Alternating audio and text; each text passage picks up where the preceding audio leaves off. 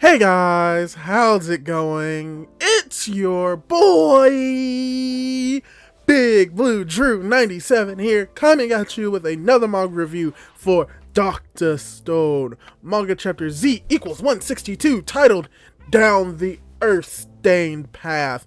So, when it comes to this chapter, just to give you a little bit heads up, this chapter is heavily the beginning of the Kingdom of Science, building the tunnel, going through the processes of building the tunnel, as well as potentially recruiting new allies to their side.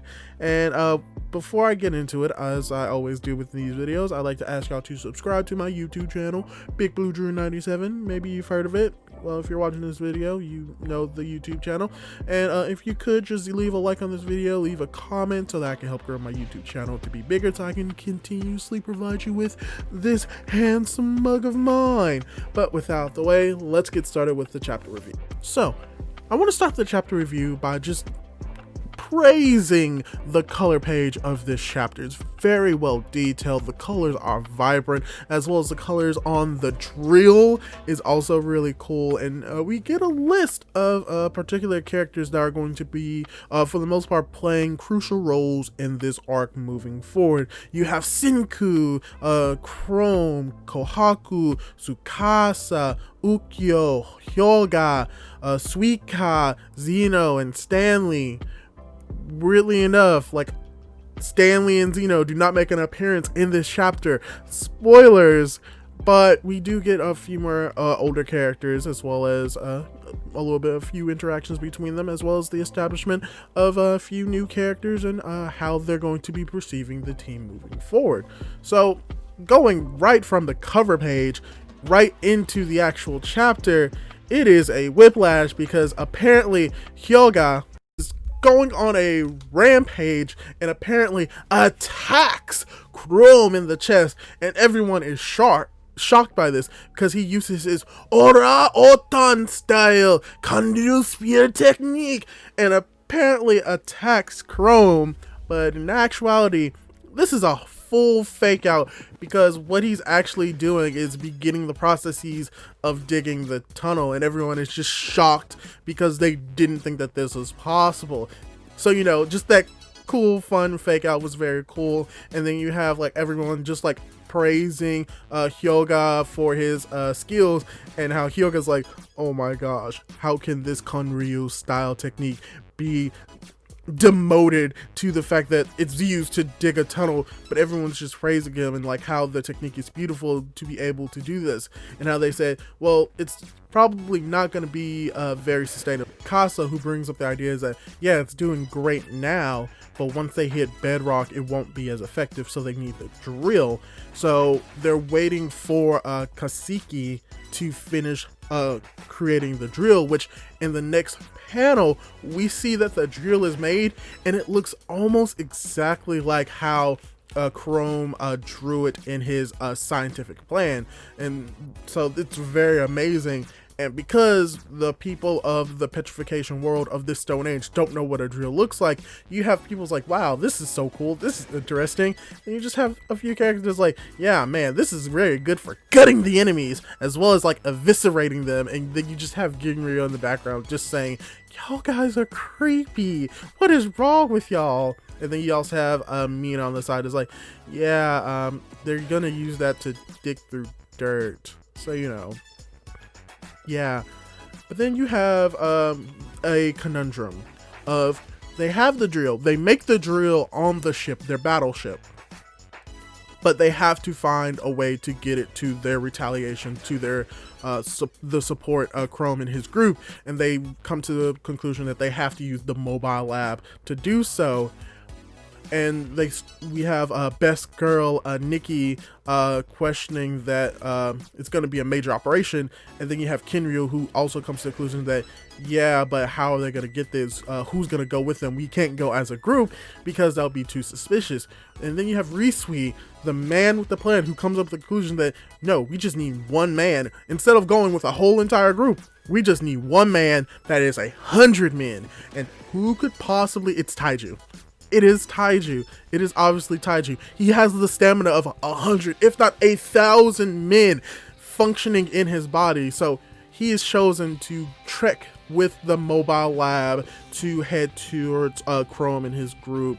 And before he leaves, he actually has a moment with Kuzuriha and Luna about how he's putting his friend in their hands to protect as he heads out in the mobile lab. And while he's doing that, you have two familiar faces.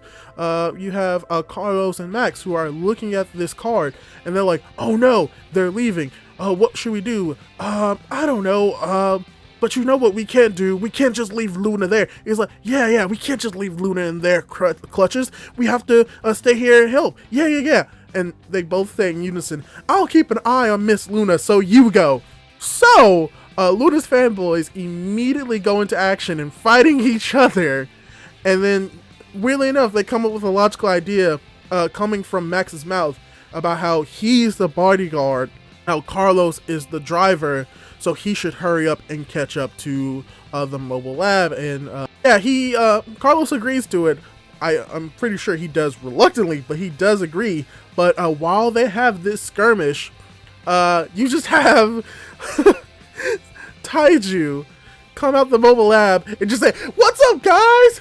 And they're just shocked by like, did he just come out to just greet us? What is wrong with him? And the next few pages just made me chuckle on the inside, just made me smile the entire time while reading it, because then you just have Taiju, who's this very polite and kind person, coming out to the enemy and he's like, hi guys, how you doing? Nice to meet you. Yeah, y'all are keeping watch, right? Yeah, I'm actually gonna go help my team. Oh wait, no, I probably shouldn't say that. And while this is all happening, they're looking at him and it's like, yo, I don't know how to speak Japanese. Do you understand what he's saying? No, but I can probably tell by his actions. So it's just funny because there's just this language barrier that isn't very apparent in the story until you have individuals from different walks of life, different countries that derive from modern time, how they speak to each other. So it's just very cool to see this in a Japanese manga, and you don't really see these type of interactions normally in just shonen manga or just manga in general. So that's something that's funny, and it leads to situations like this. And so you have Taiju, who is like, yeah, y'all are scouts, right? And you're going back to your place, right? You know what? Come with me. Let's go. Get in my car. And they just look at him like, what? So yeah, he just takes one of them. Who does he possibly take? He takes Carlos with him. And what I enjoy about Taiju, because it just makes sense for like to give like someone a ride to the destination. It's like, oh, you're a hitchhiker. Oh, you're going that direction? Oh yeah, hop in.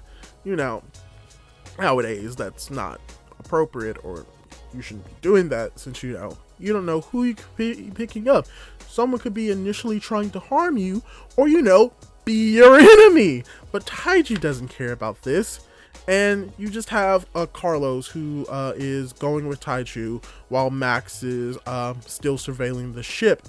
And then you just have Carlos, who's just looking at him. He's like wondering, like, is Luna okay? Is she safe?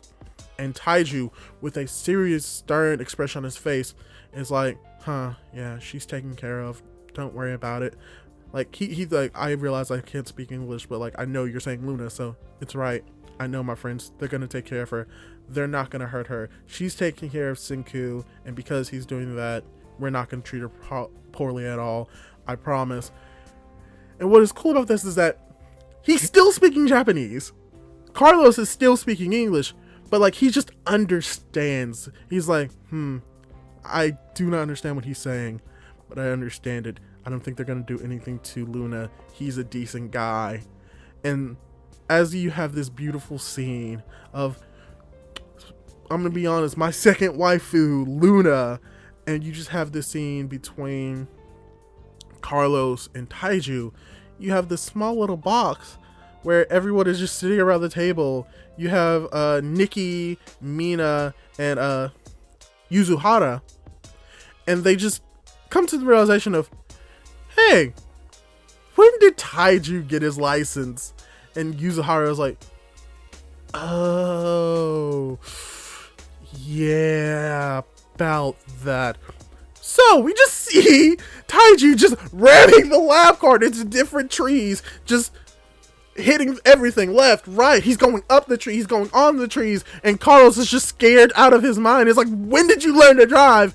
To Taiju's responses, oh, he's still getting the hang of it, but don't worry, it's gonna take a beating, but it's fine. But just to prevent any more damage from happening to either one of them, Carlos just takes the initiative. He's like, you know what, he's gonna drive, he's gonna do it.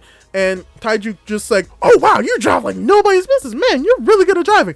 No, Taiju, he's decent at driving, you suck at it. So, you know, this is just the fun comedic scene. Like I said, this just always made me laugh. And even Carlos comes to like the realization of how crazy he is that he's driving the enemy's car to the enemy's location, and he's like, how is this even happening? And then you just have another moment with Kinryo and Ryusui, who are just realizing that, you know, they're possibly tailing Taiju. They may try to find the location. They may be going at the exact same speed, but there's like, yeah, it's fine. Ukyo will know when the enemy is approaching. It's fine. They're gonna be good. To which we cut to Ukyo, who, yeah, he knows that the enemy is coming because Taiju brought him to their base. So, you know, the logical thing that they did is they tied and gagged him. So Taiju gets scolded for what he does. Not like harshly, but he finally comes to the realization that, oh yeah, he's the enemy. Probably shouldn't have brought him. So that's just more comedy. And like what makes it even better is that he questions why they tied him up, and then he comes to the conclusion like, why did you tie him up? He's a good guy. He's the enemy. Oh, so you know, that's just fun scene. So from here on, they got the drill and they begin digging the tunnel. And Carlos is like sweating because he didn't get the first part of it, but he did get the uno part. And there aren't that many words that end in uno. So Carlos is just coming to the realization like, they're digging a tunnel. But he also comes to the realization that, wait 1 second, they're kids. They're like younger than Luna. They're high schoolers. There's no possible way that they're going to do this. So you have the Kingdom of Science. You have Chrome, who is also very happy that they have the drone as well, because the drone will be acting as a motor.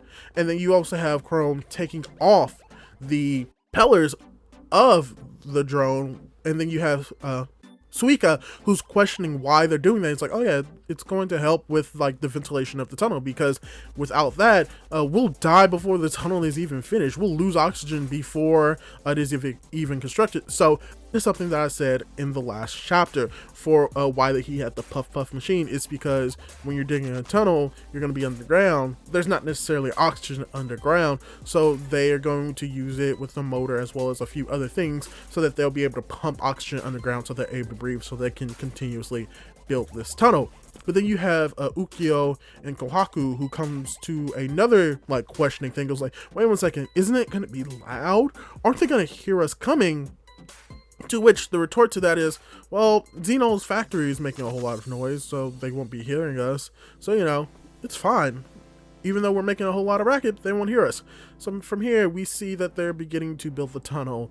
They're building the drill. They're putting hoses underground so that they can breathe. And then you have Chrome, who's like, for the most part, like making sure that everything is right, maybe adding on to his roadmap or finishing certain parts of the roadmap, putting more designs to it. And while this is all happening, Carlos is just looking on at this.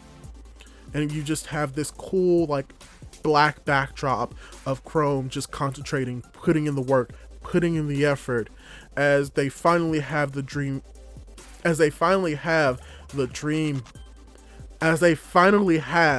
drill built. And you have Carlos, who is questioning, is like, yo, this is ridiculous, this is never gonna happen, you should just give up, you're not gonna pull this off. And while this is happening, they have like parts of the tunnel finished. They come to a bedrock wall that is unable to be broken through by just normal shovels. So they bring down the drill, they activate the drill. Carlos questions whether or not the drill is going to work, and to his shock, as well as to the excitement of everyone else, we get this double page spread of where they say that the drill is breaking through.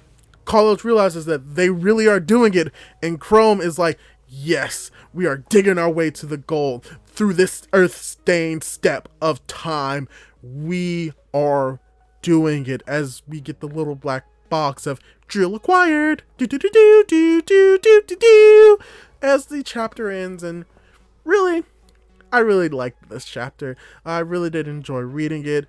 This was a more comedic chapter with a lot of serious points, especially when it came to Taiju, because when it comes to Taiju, we know that he's just this giant, hulking, like, teddy bear that loves everyone, is very kind, is very gentle, but is not afraid to put his life on the line for his friends as well as his body. And we just get more confirmation of just his personality and how he acts in this chapter, especially when it comes to the fact that he has to take more of an initiative because his best friend is injured. So it's just a very Taiju centered chapter, and frankly, he was supposed to be the main character of this, and he still is a main character in the story when it comes to his involvement so far. He played a crucial role in the Stone Wars, Stone Wars, I guess, against Tsukasa, as well as just his inability to go down, which is very important, and just the amount of stamina that he has, and just having this chapter fully focused on him for the most part was very interesting, as well as it pushes forward a change in the individuals on Stanley's team, most likely causing Carlos to be more accepting of the group and may come to a realization that, hey, maybe what they're doing is more positive than what Stanley is doing. So basically, they're maybe subconsciously convincing Carlos to come over to the kingdom of science. So, you know, a lot of fun things happen in this chapter, a lot of serious moments, and this chapter just continuously progresses the team as they approach the point in which they finish the tunnel, and beginning of when this war of science versus science, scientists versus scientists will begin. So yeah, hopefully you enjoyed this chapter, because I really did enjoy reviewing it. Hopefully you liked it. Leave a like if you did. Leave a comment. What do you think is going to happen next chapter? Me personally, I think that we're probably going to flip to the side of Stanley and see how their invention is going along, as well as possible reveal of what that invention is, as well as we'll probably get a little bit more development for the hero side as well. So like I said, like, comment, subscribe to my YouTube channel, do all of that cool jazz, and I'll catch you in the next video. Peace! Woo!